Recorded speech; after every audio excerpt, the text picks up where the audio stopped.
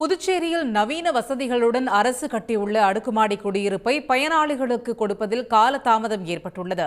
வீடு கிடைக்காமல் 10 ஆண்டுகளாக காத்திருக்கும் மக்களின் வேதனையை விவரிக்கிறது இந்த செய்தி தொகுப்பு.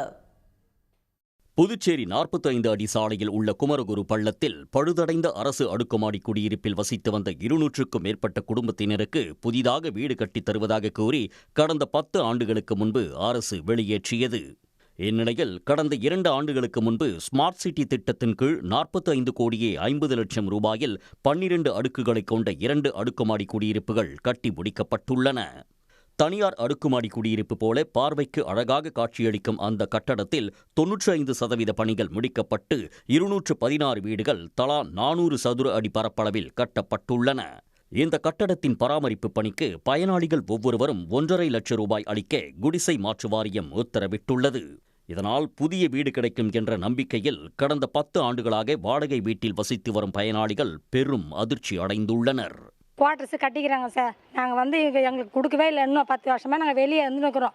எங்களுக்கு வாடகை கொடுத்துன்னு கிடக்கிறோம். நாங்கள் வீட்டு வேலை செய்கிறோம், தொழில் வேலை செய்கிறோம். எங்களுக்கு வீடு இன்னும் கொடுக்காமல் இருக்கிறாங்க. இன்னும் வரி கட்ட சொன்னாங்க, வரி கட்டி விட்டுட்டோம். நாங்கள் ஏதோ கடன் வாங்கி பிச்சை எடுத்து வரி கட்டிட்டோம், 7,000 கட்டிட்டோம். இப்போ 1.5 லட்சம் கொடுத்தா தான் நான் வீடு கொடுப்பேன்னு சொல்கிறாங்க. அது என்ன நியாயம் சார்? இது கீரை விற்று பிழைக்கிறோம். என் பொண்ணெலாம் கீரை விற்று பிழைக்குது சார். எங்களுக்கு யாரும் நம்பி 10 பைசா கொடுக்க மாட்டாங்க. நீங்கள் தேவை செஞ்சு எங்களுக்கு வீடை கொடுங்க. வெளியே போய் நாங்கள் 10 வருஷம் ஆச்சு. வீடு இடிஞ்சு 4 வருஷம் 5 வருஷம் கடந்தது. அதுக்கப்புறம் கட்டினீங்க, கட்டி இதை தரோன்னு சொன்னீங்க. இப்போ இப்படிலாம் பேசுறீங்க. எங்களுக்கு வீடு எங்களுக்கு வேணும் சார். புதிதாக கட்டப்பட்ட அரசு குடியிருப்பில் வசிக்க 1.5 லட்சம் ரூபாய் கொடுத்தால்தான் மின்சாரம் வழங்கப்படும் என அதிகாரிகள் கூறுவதாக வீடு கிடைக்காமல் தவிக்கும் மக்கள் வேதனை தெரிவித்தனர். 1.5 லட்ச ரூபாய் கட்டினாதான் அவங்க கரண்ட் தர்றதாக சொல்லியிருக்காங்க. ஆனால் அது முதல்ல 1.5 லட்ச ரூபாய் எங்களால் பெற முடியாதவங்க நாங்கள் எப்படி போய் அந்த மின்சாரத்தை வாங்க முடியும்? அதுக்கு ஏதோ டெபாசிட் கட்டணும்னு சொல்லியிருக்காங்க. 1.5 லட்சம் கூட கரண்ட் பில்லை கட்டி அந்த வரியை கட்டி இந்த வரியை கட்டுனா மக்கள் என்ன பண்ணுவாங்க? உடனடியாக வரும் தேர்தலுக்குள்ள முதலமைச்சரோ கவர்னரோ இதை கொடுக்கறதுக்கு நிச்சயமாக ஏற்பாடு பண்ணாதான் இந்த மக்களுடைய வாழ்வாதாரம், இந்த மக்கள் ஓட்டே போட வருவாங்க. குடிசை மாற்று வாரியம் கட்டியுள்ள வீடுகளுக்கு புதுச்சேரி அரசே பராமரிப்பு தொகையை செலுத்தி உடனடியாக வீடுகளை வழங்க வேண்டும் என பயனாளிகள் கோரிக்கை விடுத்துள்ளனர்.